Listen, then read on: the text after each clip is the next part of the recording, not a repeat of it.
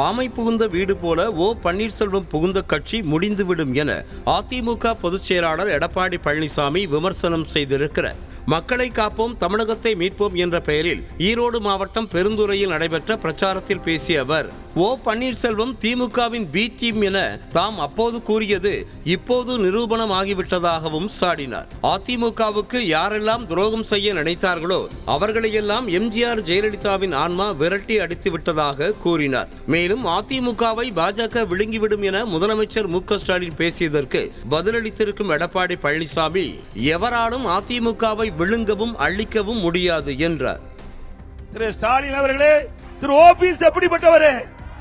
அவர் எந்த இடத்துக்கு போனாலும் ஆம புகுந்த வீடும் அமினா புகுந்த வீடு மாதிரி திரு ஓபிஎஸ் கட்சி. நான் ஏற்கனவே குறிப்பிட்டேன், பி டீம் என்று. இப்பொழுது பி டீம் நிரூபணமாகிவிட்டது.